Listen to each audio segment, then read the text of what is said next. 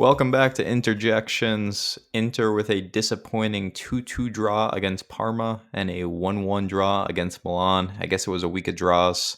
I'm your host, Andrew. We've got Irfan, Jay, and Sterling with us here today. Irfan, what's up? Uh, Not much. I don't know. It's hard for me to get too fussed about the draws, but I'm sure you guys feel differently. I'm sure the fans feel differently. So looking forward to talking about it. But I don't know. Kind of got bigger fish to fry than Inter losing a 2-goal lead. Well, let's go to a man who is almost certainly fussed by this draw. Jay, what's happening?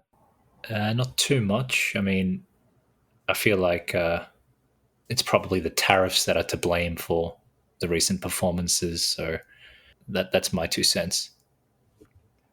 We need to ask an economist whether Inter's debt will be more expensive to finance now.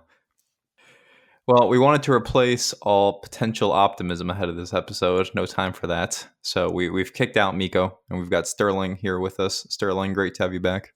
Happy to be back. That's unfortunately after some dropped points, really, I guess 2 games where we couldn't find a winner in a row. But either way, I'm just happy to be back on with you guys and talk about Inter.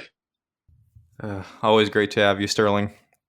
Let's get into it. I want to start with the Parma match because that's fresh. That just happened yesterday. It's top of everyone's mind. And in a lot of ways, this was a carbon copy of the Udinese game we talked about last week, where you have a well done first half, a professional, for the most part, first half, and you follow it up with as poor of a second half as imaginable. I've been trying to find a word to describe the second half, and none of them are pleasant because honestly, it was a pathetic display. To grab a demanding lead like that and to create all the chances we did should have been enough. And I guess I'm closer to Jay than Irfan on this because I'm very upset about the outcome of yesterday's match. When you throw away 3 points against a bona fide relegation side, it's just not acceptable. And a couple things. So one is us not coming to play in the second half 2 weeks in a row is so frustrating. And twice it felt like we were outmanaged in a sense because this is the second week in a row the opponent's manager has made a substitution at halftime that completely changed the game. We talked about it against Udinese. They made a 1-for-1 sub to swap out their shape, and it worked really well for them. And then yesterday, Kivu goes and makes the triple change, and it really had a positive impact on the game. And but even after the triple sub, the real change at halftime that made all the difference was we took Bastoni off. He picked up a slight knee injury. They took him off precautionary. And you saw what always happens with this team, which is they cannot defend with Bastoni off the pitch. Bastoni leaves, Augusto comes on, Augusto plays very poorly, and this team is just completely out of ideas. Augusto didn't attempt a cross or a long pass during the match, or he didn't successfully complete a long pass, did not attempt a cross during the match. And this team was bullied physically, defensively. You saw during the second goal they scored on the counter, them being Parma, where we couldn't handle the physicality of Pellegrino, which was one of the halftime subs they made. It was just so poor. Like, we're talking about Inter had no shots in the second half. Parma had 60% possessions for the second half. It was a completely different team. And if you check the XG or whatever, we deserve to win this match because the goals Parma scored came out of nowhere. Like, they were low percentage chances that Parma took. But Parma took them really well. Like, they were great taking chances. Summer made a few huge saves in the first half, so it's not like this was an end-to-end domination. And it was just a really disappointing performance because you feel like the Scudetto was there. You had a 3-point lead in the table. Well, Napoli have a really tough matchup on Monday night, and you felt like this was the chance to pick up some breathing room ahead of what is a very challenging part of the fixture list. And you just come out and you lay an egg in the second half. And what really upsets me is, like, we know this team has issues with complacency. We know this team can, like, turn off mentally at times. And we played this match with an eye towards Bayern Munich. And I think you have to frame everything through the substitutions we made, because you can argue like it's a rational approach, like the prestige of the Champions League. It's the competition players most want to win. It's the competition fans most want to win. You get the most money for winning the Champions League. But to just throw away 2 points in a Scudetto challenge is a tough pill to swallow. And maybe we were lacking yesterday because Inzaghi wasn't on the touchline, because every single one of these substitutions, with the exception of the Bastoni injury, felt premeditated. Like we had drawn up a game plan before the match. We said, this is what we'd ideally like to do.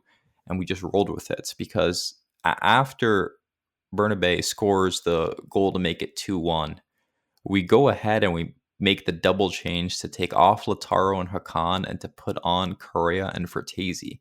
And like, that's a moronic substitution when you are struggling to hold on to a lead in a 2-1 game. That just yells like, hey, under all circumstances, we were going to make these subs. We were afraid to deviate from the plan, even though to anyone watching the match, you could tell it was a poor idea at the time. So we make the double change and we concede 4 minutes later, and you just have to think, like, maybe if Inzaghi was on the touchline, he would have had the common sense. He would have had the manager intuition to like actually try and see out the results, rather than basically commit suicide and reunite Asllani for Fertezi together in the midfield. It was just a frustrating performance. Here's a fun fact: Fertezi touched the ball a grand total of 8 times once he came on the pitch. People are roasting Fertezi and Asllani as online. I don't really want to litigate the Asllani and Fertezi discussions again. We've had them a million times on this podcast, but it is no one's surprise that we ended up dropping points the minute Asllani and Fertezi were reunited on the field. So disappointing. Now we're stuck waiting. We have to see what happens on Monday night with Napoli and Bologna, with an eye towards Bayern Munich ourselves. Jay, what did you think of the match yesterday? What do you think inspired the collapse? And what does this do for our Scudetto odds? I think you nailed the tactical analysis, and the biggest change was that big kid Pellegrino coming on and playing target man for Parma up front. As it was, we really struggled with his physicality, and we just couldn't cope with him. He was the focal point of Parma's attack, and they were just playing off him, Bernabé, Boni, etc., and that was causing havoc. But I think even more so than this really impactful tactical change that Kivu made was yet again this second half syndrome of ours, where it's like we have a certain amount of football within us to play, and once we play all that football in like the first half, that there's nothing left, and we just refuse to do any more. We just dump whatever amount of effort or amount of energy we have in the first half, and then from there we just sit back and defend. It's like, yep, I've done what I can. Now I'm just going to sit back and watch, and this is a totally unacceptable approach, and it's an ineffectual approach. Teams are going to take advantage of this, especially the better teams, especially the teams who can actually play a bit of football. And this is exacerbated by 2 main factors here. One is that we're simply not as good defensively as we were last season. Whatever the reason is, complacency, lack of hunger, being found out tactically, whatever it is, we're just not that good defensively as we were. And the other factor is this team's inability to just conduct itself beyond a certain level that you would expect from a championship aspiring squad. And I'm going to talk about this more when we eventually discuss the derby, but that game and this game, to me, they all kind of coalesce into one more incident in this ongoing cycle of this team just simply refusing to step up when it counts. It's not just a case of stepping up or refusing to step up so much as it is, for me, this team just clearly doesn't have it. There's only so many opportunities you can have to prove something and fail to do so before it's just, like a scientific truth of this does not exist. If you have a disease or whatever and you do a test, you expect to get the results back from the lab, like a blood test, and you get the results back from the lab. And if you take it 15 times, and each time it comes back negative, then you don't fucking have it. It's as simple as that, and that's where this team is for me. How many times do we have to play against these big teams, come up short? How many times do we do this shit against the small teams where we outplay them in the first half and just put our feet up in the second and then have to pay for it? Everything just reeks of this team just being a bunch of flat track bullies that can't handle a bit of can't handle people pushing back. I've said this before, but Inter is, by virtue of being a bigger team, we're simply better than a lot of the teams out there. We're probably better than, or significantly better than, a good 14, 15 of the other teams in this league. The others we have to work to prove that we're better than, but the others we can beat pretty much at will, right? And that includes the likes of Lazio and Atalanta for the most part, and includes the Genoas and the Udineses and the fucking Parmas and Monzas out there. But the rest of them we have to work a bit harder. And it's like a fat kid in elementary school who's bigger and stronger than the other kids by virtue of being fat. But the second one of the smaller kids dares to throw back a punch, he goes crying to the teacher because he can't take it. That's what reminds me of this team. And I feel like there's a lot of unlikable things about this team. We repeatedly come up short. We repeatedly prove that we don't have that mettle, that mentality that winners do. And I think it's only a matter of time before that gets exposed in a really ugly manner, possibly even as soon as this week against Bayern. Now, Palmer should have won this match, honestly, if you look, I think, at the 90 minutes in Agreed. totality, because Agreed. they had some really big chances in that first half, and they lacked composure. Boney didn't take a really good chance. I can't remember the other gentleman's name. I think it was Man, who had another fantastic chance, and Sommer made some great saves. And then you think, man, we find a way to get ourselves into a two-goal lead with a very fortuitous goal from Thuram, who looks well off the pace the last couple of weeks. He looks absolutely jaded. I know that he skipped the international break to, stay home and hopefully rest up, get his ankle healthy. But it just seems like at the moment, neither of our preferred front two are fit and firing. They both looked well off the pace yesterday. And listen, I wish I could give some credence to the fact that we do play Bayern Munich in the middle of the week, and maybe there is one eye on that. But listen, this just wasn't a good performance. There's really no way to slice it. And the Milan match earlier in the week, I don't think was a great performance either. I feel like we're unfortunately rounding into poor form at the most inopportune time. I mean, the team just looks rinsed. It seems like every match we go through this thing where, yeah, we have a ton of energy in the beginning. We start super strong. We'll take a lead, and then, we absolutely have nothing in the second half. Um, Part of it, I think, is certainly mentality. I think that, I've mentioned this before on the forum as well. Anytime you give this Inter a chance to take their foot off the pedal, they'll do it. And anytime that they do that, they play extremely poorly. And they will let even the worst of teams back into it. What's worrying is that we seem to be turning into that team again that, gives teams confidence, that gives, players who haven't scored all year goals. It's like if you're in a goal drought, all of a sudden, you want to play Inter because we're a big team on paper, ton of eyeballs, but we give up chances, and you might actually get that confidence you're looking for as a striker.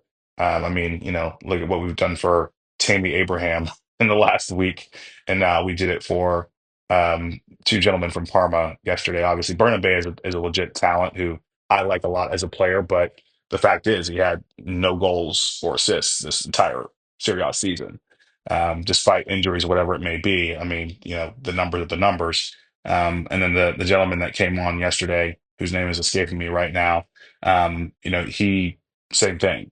We give him a ton of confidence, um, and when you look at this team, we've talked about this before, but they're just not. as deep as everybody wants them to be. The Serie A and the Italian teams talk about how, Inter is built for this. They're built for three competitions. They have two teams essentially. Their B team could compete. That's just not true, honestly. There's some crucial players in this team that anytime they leave the pitch, our level drops. We drop an entire level. uh, Hakan is one of them.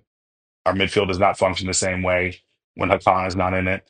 And Bastoni can certainly be one of those as well. I would also put potentially a Cherby in there. Now, obviously, a Cherby was playing yesterday, but Bastoni was not. But when you don't have a Cherby and Bastoni in our back line, um, it, it it it drops a level if either of them is taken out of it. And to be honest, a Bisek, a Cherby, Carlos Augusto backline is not one that I'd want to see on a regular basis. I think we need to start having a conversation about Bisek as a player. Um, I don't think that he's the reason necessarily that we dropped points yesterday, but I never have confidence when I see him in the back line, especially when this team is under pressure. When things are going well and we are on the front foot, he's fine. He's serviceable.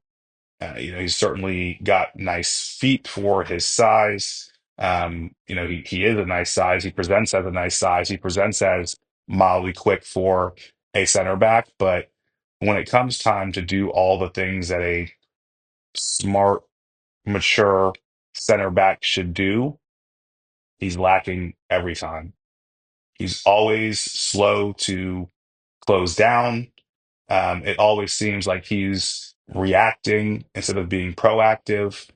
That second goal, in my mind, stems from the fact that he can't go through the back of that player.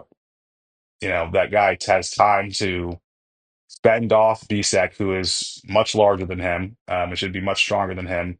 Roll him, and then continue to play by spraying the ball out wide. That's really where that whole goal comes from. If you're the defender in that situation, you need to take that foul. Either you win that ball or you stop the play, but the guy cannot spin you after holding you up for really a whole 1.5, 2 seconds. In football, that's a long time. He had a long time with Bisek on his back and managed to maneuver his way out of it. And that's just not good enough. That's just soft. And there was another chance where, Bisek I thought was slow on as well. Really two more, because there was the one where there was a chipped ball essentially over his head, that ended up thankfully leading to nothing. And then there was also the one in the stoppage time where Parma very well could have won that game. And I thought that Bisek was slow to get out and close his man down there as well. He just looked exhausted, which, he's a young guy. And, he splits time with Pavard. He's one of the people who actually has a legitimate, competitor in that spot that really shouldn't be super exhausted to that level. But yeah, worrying performance from him. I've been worried about him for a while. I think that again, when you see him, you say, "Oh man, there's so much potential there." But in reality, every time I've seen him defend in high pressure situations, I get extremely nervous. And I honestly thought that um, as long as he was on the field, there was a high chance that we were going to give up an equalizer and that he would be a part of it. That his mistake would either lead to an equalizer or potentially even a winning goal. Thankfully, it didn't get that far, but there's just not really a lot of confidence there for me right now. I was surprised that Pavard didn't come on at some point. I don't know. I thought he was on the bench. It seems like all of our players are picking up knocks all of a sudden. Obviously, Barella, I did not expect him to all of a sudden not be fit to play this Parma game. I'm not sure if he'll be there for Bayern Munich or not, He but was he was suspended. oh, he was suspended. Okay, got it. Um, so yeah, it's disappointing because I really think that we needed these 3 points. When you look at the way that our run in is versus Napoli's run in, I know around this time of year on paper certain games can be a lot harder than they actually look on paper. like Parma away, for example, because they're fighting relegation and they actually have something to play for versus some mid-table teams that maybe are a little bit more comfortable in their position. But, you know, the facts are the facts that we genuinely have a much tougher run in on paper than Napoli does. And on top of that, we have essentially double the fixtures potentially that Napoli does. And so I really felt like we needed that buffer for another game in the future. I think that we were going to spend that buffer either way, but I don't think that we wanted to spend it away at Parma. I think that that was a huge mistake on our part, and especially when you get to a position where you have a 2-goal lead, you have to see that game out. This time of year, doesn't matter how it looks, you just have to see that game out. And yeah, I do think some blame for this goes to Inzaghi as well, because the substitutions they can't happen at the time and in the order that they happen. Not if you want to win a game and see it out. It's just not the appropriate way to see out a match, in my opinion, when you're trying to win a Scudetto. And unfortunately, if Inzaghi does lose this Scudetto, you have to ask questions about what his ability is to manage Scudetto teams, because that'll be, 1 out of 4 years. And the truth is that in all those 4 years, we've been arguably the favorite to win the Scudetto when the season started. We've played the best football, and we've ended up with 1 out of 4. That's just the numbers. So that's my thoughts on it. Obviously, not very happy with the 2 points dropped, and obviously not as cheery as Miko would be about it. Sorry that I couldn't bring the optimism. Two quick things before I get our fun in here. One is I saw someone make this point, and I completely agree with it. But we struggled a lot with Bonnie in the first half. He created chances, just wasn't able to convert them, and a big part of that was he was matched up against the right side of our defense, which was Basek, who had a very poor game, as you touched on, Sterling, Aslani, and Darmian. And Darmian was a step slow in this game. Obviously, he had the goal, and it was a well-taken goal, but I was cursing him out less than 5 minutes before the goal because we were caught on the counter, and he gave away a bad pass and was just too slow getting back. So I thought that area of the pitch was the root cause of a lot of our problems yesterday. And to your just broader point, you have a budget of games you can drop. Napoli are probably not winning out. Inter were never going to win out. And when you look at the matches, you would be okay dropping points at it. It'd be our match against Bologna coming up. There are tougher matches on the fixture list. And part of it is because, and we'll get into this, I don't have a great amount of faith in this team for Bayern Munich. So it feels silly to save all this energy and drop points against Parma for a fixture that I'm not optimistic about. But I'll table the Bayern talk. Irfan, we got to get you in here. You sound the least concerned about this of everyone on this podcast, so maybe you can pour some cold water on us. My lack of concern has more to do with just resigning myself to reality versus, coming up with some sort of positive spin on this. I don't think I have positive spin on this, but I looked at the match yesterday and I kind of just shrugged. I was like, what are we going to do? What are we supposed to do? Because, you guys saw the lineup we put out there. Sterling touched on a lot of what I was going to say, which is you saw the lineup we put out there. You saw who was missing in the starting lineup. And then you saw the substitutions that we made. I don't even think we were particularly that great in the first half. Like you said, Bonnie was giving us a lot of hard times. And, Summer made a couple of huge saves. And, Darmian's goal was nice, but it was a little fortuitous. And the Thuram goal was very, very lucky. He completely missed that shot. So, we did fine in the first half, but I don't think we were dominant in the first half. We gave up a lot of good chances. The writing was on the wall that this team was going to struggle. We're not we have to accept the fact, and we can get upset about it and we can analyze it, but we just have to accept the fact that we're not a team designed to compete on three three levels and to play twice a week. Like, there's a reason these second half collapses keep happening, and we talked about this in a few weeks ago. Part of it is, yes, mentality. Part of it is, yes, you know, rigid substitutions. But you also look at what Inzaghi or the manager yesterday had to deal with, and who was he going to bring on? You know, like, you could ride these players into the ground for 90 minutes, knowing that you have an important Champions League fixture in basically 2.5 days, or you can kind of roll the dice and bring on some of the substitutions and the players that you have on the bench. But you're missing so many players because of injuries. You're missing so many players because of like fatigue and just kind of managing their minutes. Like, I don't know. I don't like, ultimately reality catches up with you, right? I mean, we're not, this is not a team that's built to deal with three important, like, levels of matches, which is why 2 weeks ago I said that advancing in the Coppa was probably one of the worst things that could have happened to us on all fronts, right? I know we'll talk about the Milan match, but it's just unnecessary at this point. Like, if you're serious about the Scudetto and you're serious about trying to advance in the Champions League past Bayern, then the one that's expendable is really the Coppa. And the worst thing that happened to us was that we ended up advancing, and then we ended up matching with Milan because, mentally and just, pride wise, it forces you to actually try to play against Milan, where in reality, like, who cares given where we are? Like, the context matters, right? Like, we're in a hell of a league fight for the Scudetto. We're playing Bayern Munich, which I don't think is like that unreasonable for us to get a good result from if we had healthy starters available. And so again, I look at this match and the writing was on the wall from the beginning.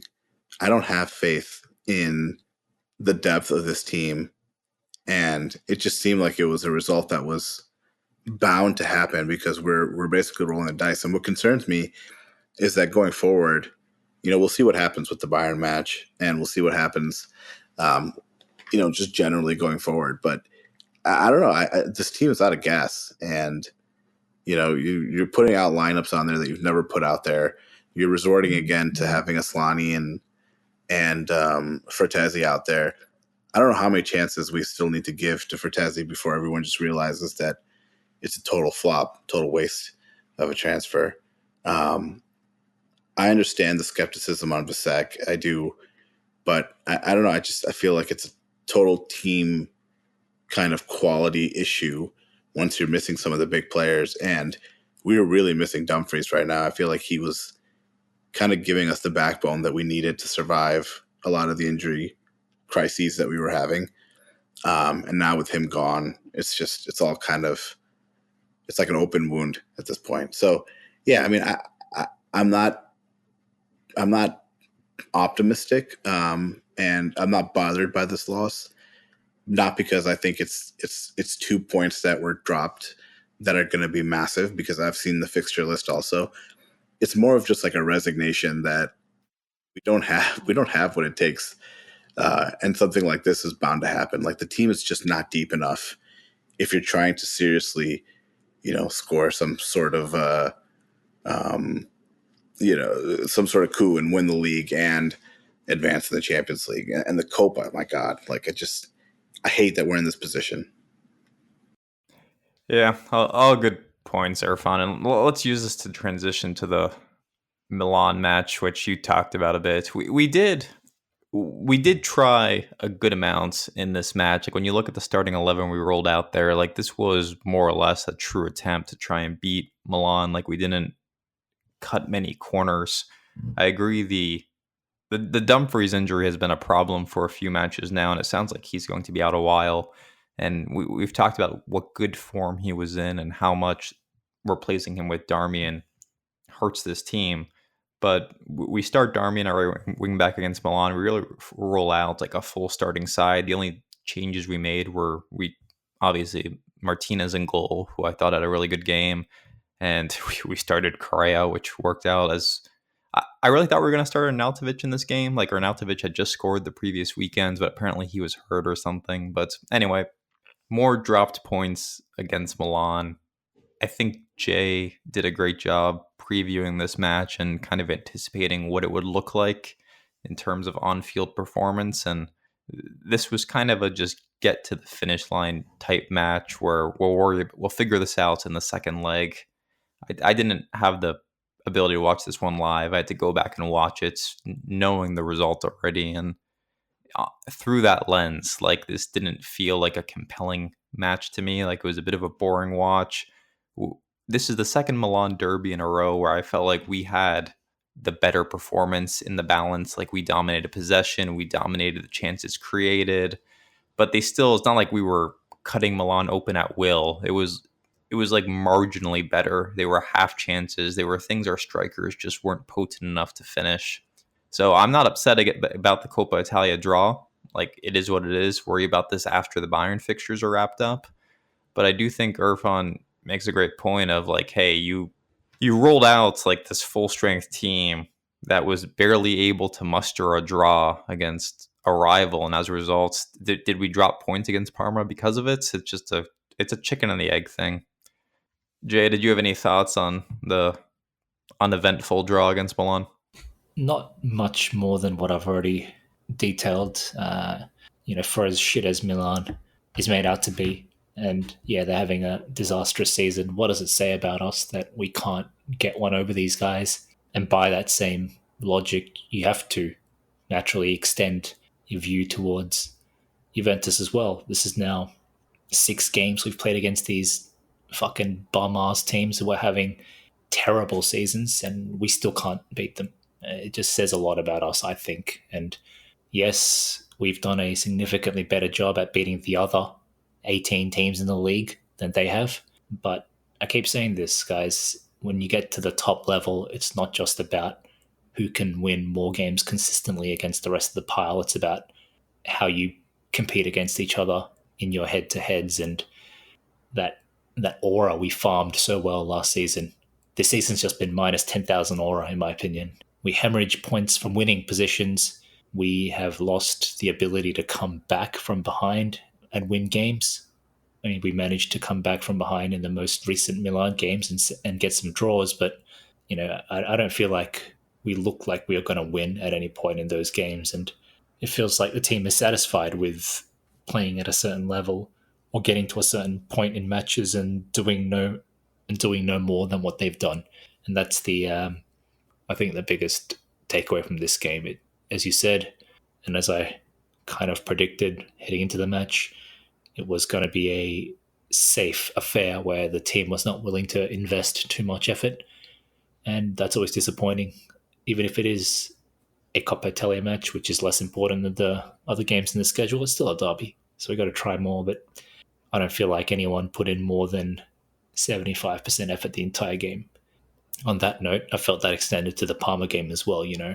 They scored their second goal in the 69th minute. That means there was 25 minutes after that for us to try and retake the lead, and we had 0 shots on target in the entire second half. We did not create a single meaningful chance in the entire second half, but again, you'd think the pressure would be ramped up upon us to go and find that winner after blowing the 2-goal lead, but nope, none of that. Team was just still playing it, still stuck in second gear. There was a period where I was watching this fiasco, just thinking to myself, the only person in the team who's even entered into a sprint in the last 5 minutes is Zalewski. He was really busy. He was zippy. He was agile. You could see just from his body language and what he attempted to do on the pitch that he was trying to make things happen, that he was showing a sign of urgency and wanting to build some momentum. Everyone else was just fucking walking around and jogging around, man. It was truly pathetic. And to go back to the Milan game, I felt like that kind of malaise was the general vibe of the entire game. So that's it. Like I said, just this team refuses to step up, and they do it to the point where I think you can, or as I said earlier, I think you have to say this team just doesn't have what it takes to step up. I'm just going to say I wasn't really overly concerned with the result in this game here. I think a 1-1 is completely fine for us in the context of the fact that, yeah, we are fighting on three fronts, and basically this is just like a, hey, let's boot this to the second leg and we'll figure this whole thing out in a couple of weeks' time. I think that that's completely fine. I think it's just obviously more worrying when you look at the context of the entire season and the fact that we still haven't been able to beat Milan this year, which is so strange given the record that we had against them really the last couple of years. We've always found a way to beat them, it seemed like. So, that's the more concerning thing is that, even going into the match in a couple of weeks' time, it just seems like this Milan team has something against us now. And anytime that they play us, they play to our level and find a way to pull goals out of nowhere, seemingly against the run of play sometimes. And mentally, they just have an edge against us that seems like they don't have against the rest of the league. So I don't have a ton of confidence going into that second leg that all of a sudden we're finally going to be able to beat them. Like now's the time that's going to happen. I just don't know that that's the case because yeah, this entire season we've really struggled against the big teams. And that's why this match against Bayern will be very interesting to see if we finally can get over the hump and beat another big team in a knockout game, because I think that that would actually give us a ton of confidence for the rest of the season. I think that that actually could be the difference maker if we, get a big result away at Allianz and then turn around and manage to knock them out and really slay a demon despite the fact that they are, battered with injuries. I think it could be a really big turning point for just our mentality this year because, yeah, overall, the mentality, especially against the big teams this year, has just been extremely poor.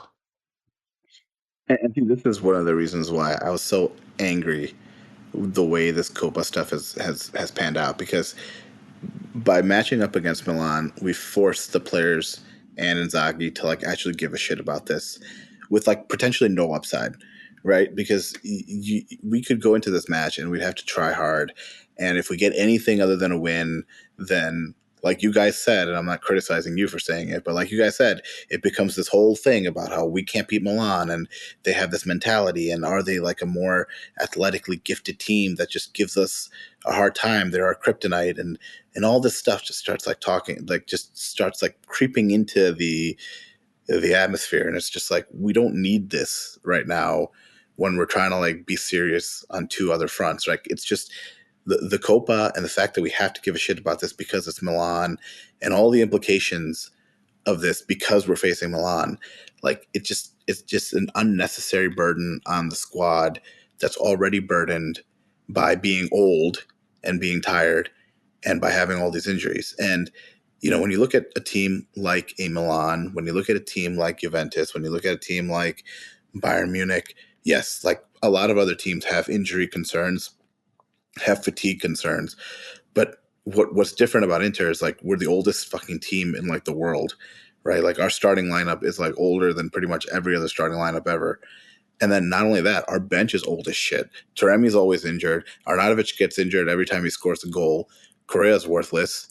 Our backup center back is like both of our starting center back, like both of our like serviceable center backs are all like over 34.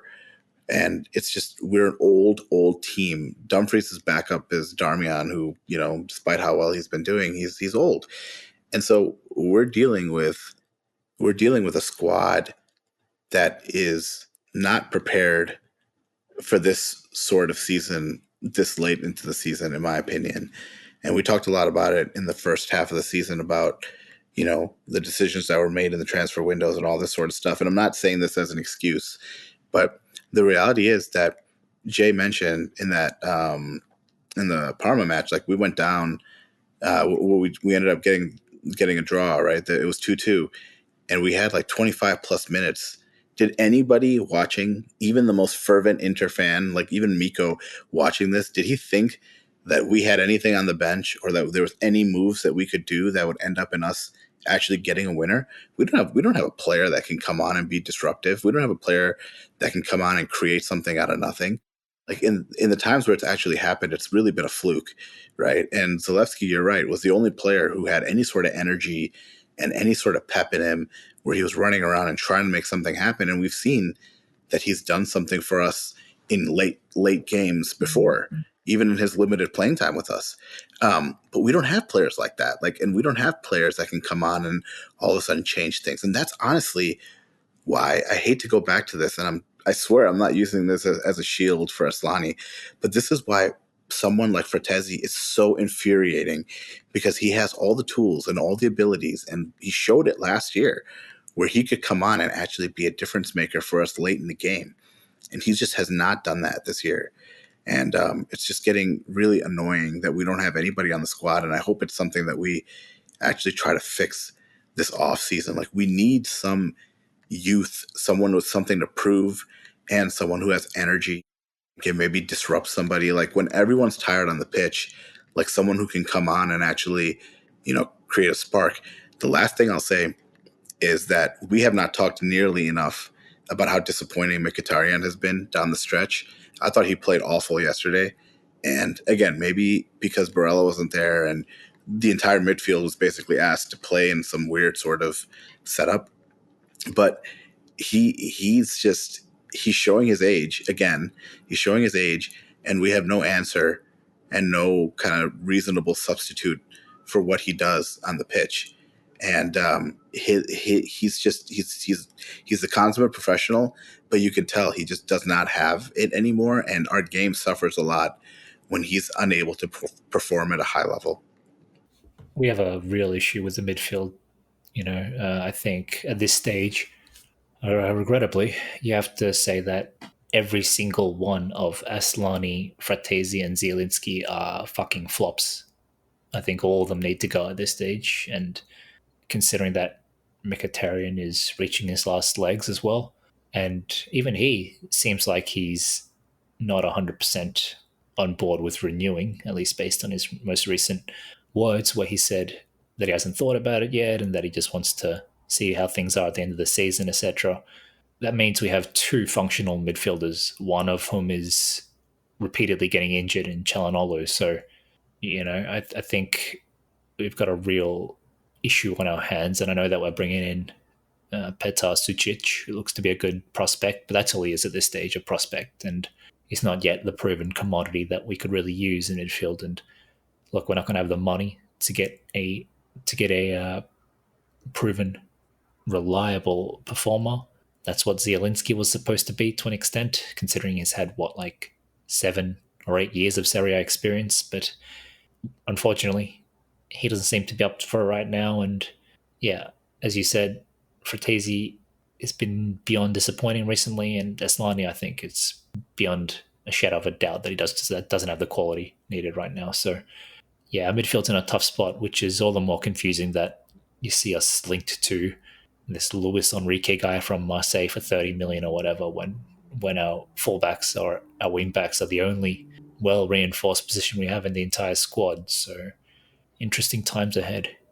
Are they well reinforced though? Because I mean, we just talked about how when Dumfries went down, all of a sudden you have a 36-year-old Darmian who yesterday looked absolutely gassed and didn't have a good match and really shouldn't be playing as a wingback now for probably the last 2 years.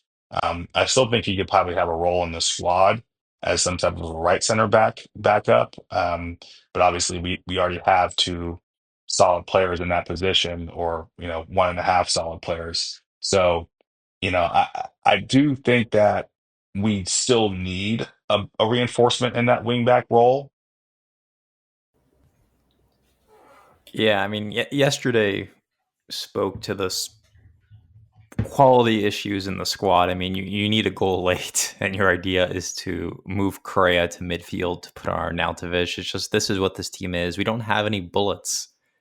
There's nothing you can reach back into your pockets and change a match with, but we don't need to rehash that argument. And I do want to talk about this Marseille transfer link, but let's save that for a different day. Let's get into the Bayern preview. So, Champions League quarterfinal against Bayern. It's hard to talk about this match without starting with all of the Bayern injuries. They are missing basically every defender you've ever heard of on their team and their starting keeper. It's a it's a really depleted Bayern side. So you can argue there's an opportunity here that's bigger than it otherwise would be. You've seen that reflected in the betting odds. Our odds have improved slowly over the course of the week as these Bayern injuries have come through. I've been trying to just get a vibe check from Bayern fans online, and the scouting report from them is that they're worried about Inter keeping a low block. Apparently, Bayern have struggled this year when forced to break down teams in the Bundesliga. And if Inter sit deep, if Inter force Bayern to, pass the ball around and pull something out of a hat, they're not convinced Bayern's going to be able to do it. If you look at like what's happened so far in the Champions League, it's hard. Like Bayern have had a more impressive Champions League campaign than we have. If you look at the metrics, if you look at the opponents they've had to go through, like they obviously just knocked out Leverkusen. It's been an impressive run of form for Bayern, but I'm not sure that's a relevant data point. They're just missing so many of their key players, so many of their defenders. So this is a big opportunity for us, and if you can get out of Munich with a draw, this fixture is yours for the taking. And we've talked about this team's not capable of playing for a draw, but if you can get out of there with a positive result, you've got to feel good about your chances because you would have beaten this deflated Bayern team, and you'll have this massive advantage. But I can't let myself get too optimistic because, as Jay said, this team just continues to find ways to let us down in key spots. Irfan, what do you think about the matchup with Bayern this week? I just have a lot of questions about it, really. Like, I really just don't know who's available for us. Like, I understand Dumfries is out, but other than that, like, we really should have a full squad, right? I mean, Barella, Bastoni, DeMarco.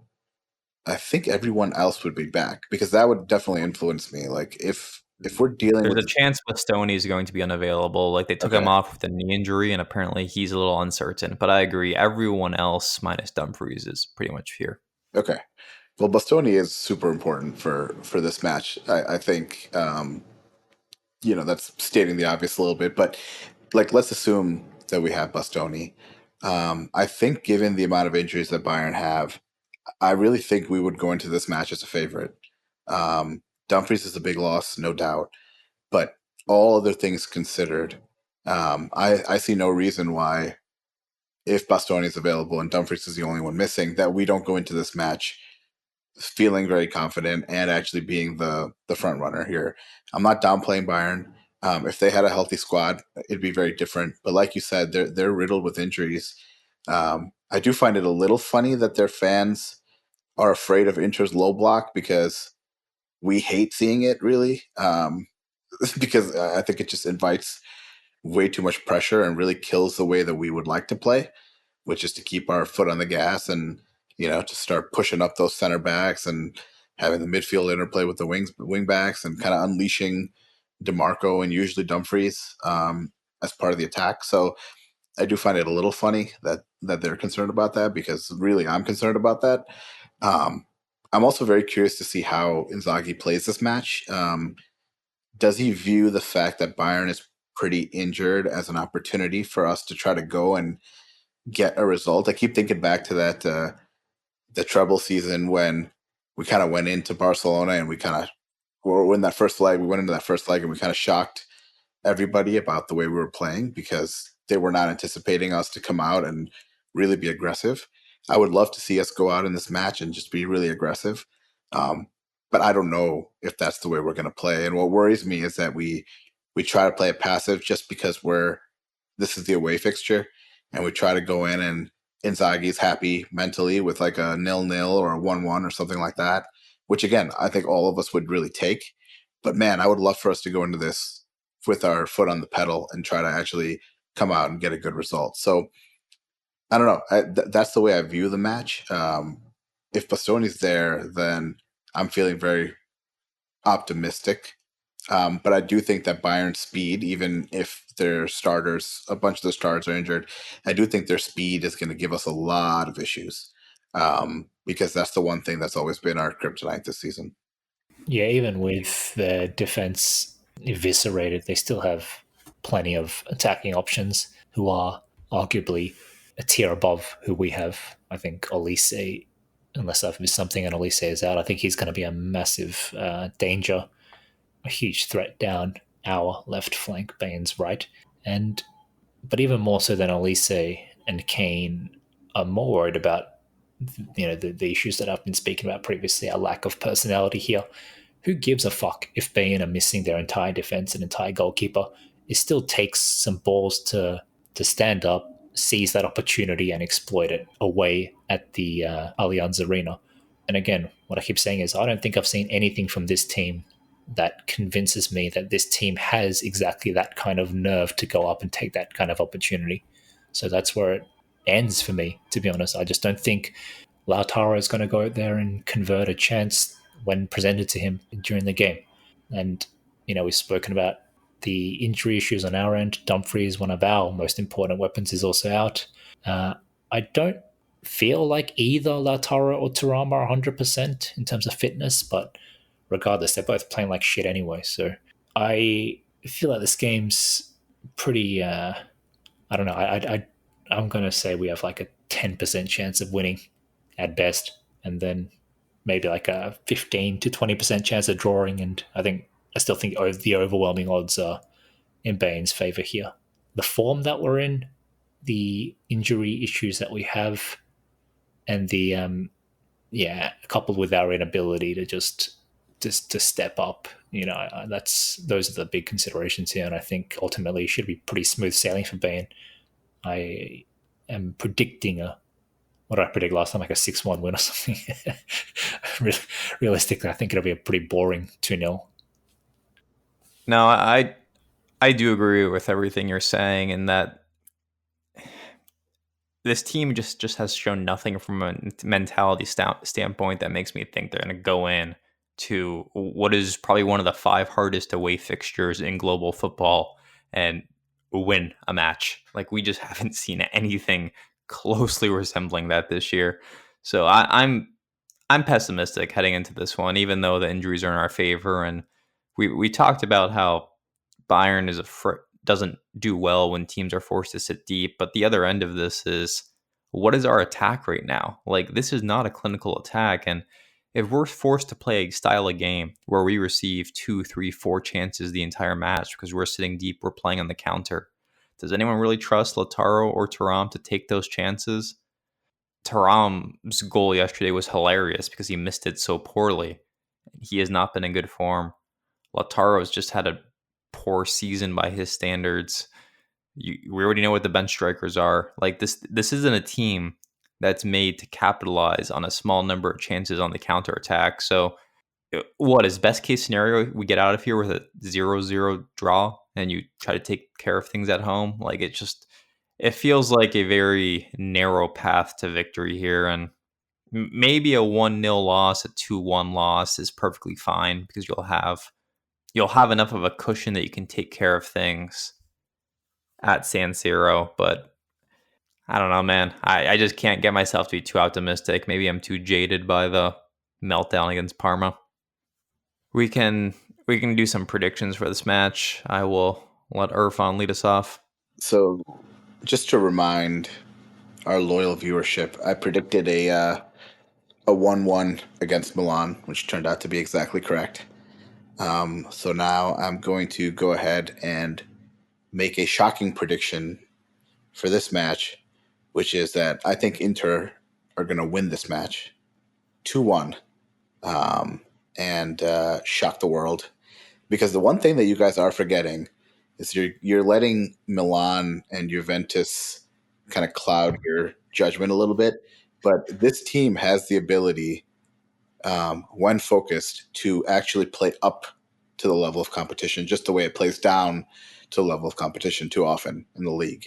So I think they're going to be ready for it. And I think they're going to go in and they're going to see an opportunity here. So I'm going to actually predict a 2-1 win for us. Now, if you ask me to predict the goal scorers, that gets really hard because, like you guys were saying, I have no faith in our players to actually score goals. And yet I'm willing to give us 2 goals. So how do you do that? Well, I'm going to give our goals to DeMarco, and I'm going to give our second goal to an own goal by Bayern. So there you go. Our first own There you goal go. prediction. 2-1 Inter win. Chalanoglu penalty. Yeah, 1-2. Yeah, exactly. The Chalanoglu penalty is the go-to. So it'll be DeMarco scoring, and then it'll be either a penalty or a own goal. I actually, as you were talking, Irfan, a thought crossed my mind, which is I have another reason we should be optimistic about this match, and that's because Asllani is suspended for it. So just another thing working in our favor. Yes. I would love for some actual analysis from the Inter fans and some real, work, and not just the lazy takes on, we lost because Asllani was on the pitch. So I am also glad that he is suspended, so I don't have to deal with that bullshit. I don't know. When we win this match, it'll be all the evidence I need to say we won. No Asllani. That's correlation, causation, baby. You know what? If we win, I'll even admit that because I'll be so happy. So let's go with it.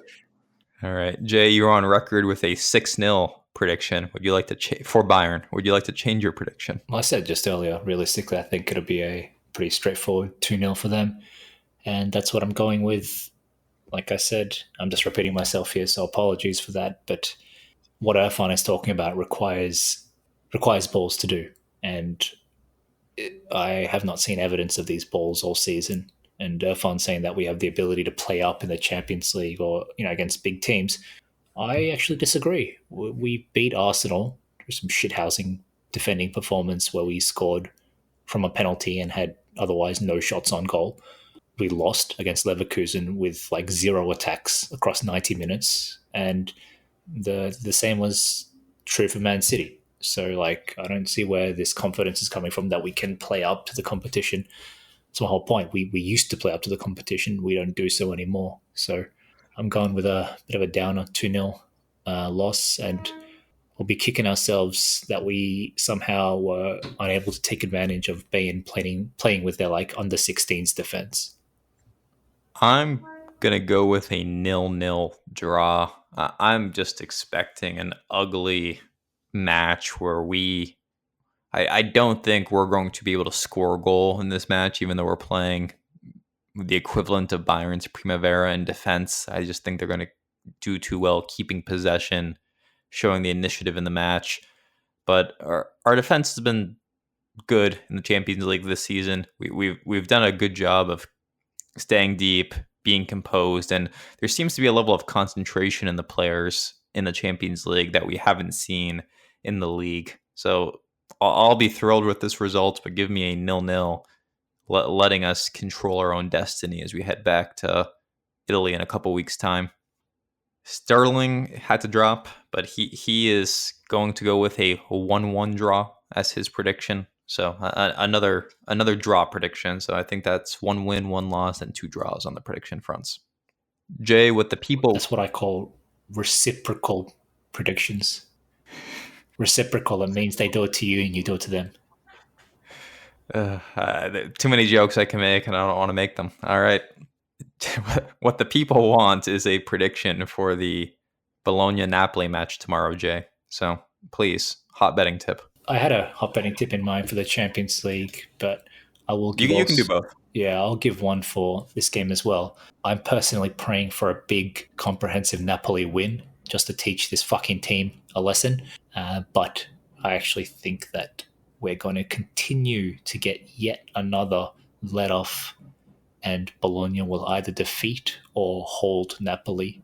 I know it's kind of odds and evens here, but Napoli to drop points is the bet here, I think. As for my hot betting tip, I'm just seeing relentless memes about how Gabriel is out for the season, and now Arsenal have to rely on Jakub Kiwior, who they bought from Spezia of all teams, in their game against Real Madrid. And without a striker, I think they've been playing fucking Mikel Merino, who is like a center mid, if that, as a kind of makeshift attacking midfielder and forward.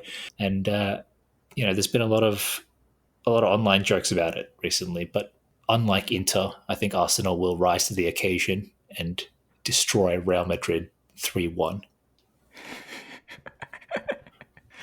I mean, that's something. That's something, Jay. I will say that yesterday's Inter match was actually on like public television in America. Like it was available to every household free of charge, which is insane for a Serie A match. And the amount of times they were advertising the Real Madrid Arsenal match as like a showcase spotlight, like you must tune in for this. This is like one of England's elite. Was there where the leading line was pretty nauseating. I don't know about you, Irfan. Yeah, I felt the exact same way. I noticed that too. I was like, wait, what are we doing here? Because, I'm used to seeing a lot of hyperbole on American TV, especially recently, but this one might have taken the cake. No idea what you're talking about. All right. Well, I do not have any good social media content for our, post of the week, Inter tidbit of the week. I will. I guess you guys just need to be funnier. But yeah, well, I'll keep this status alive. But you guys need to give me some content here for me to share on the pod. So we'll wrap up there. We will definitely be doing a Subito after the Bayern match. I don't know which combination of us will be doing it, but we'll definitely be doing it. I mean, huge match. Otherwise, we will catch you all then. Irfan, take us away. Forza Inter. There we go. Miko, hope you're having a great time with your co-eds in Brazil or wherever you are. Catch you all then. See you guys.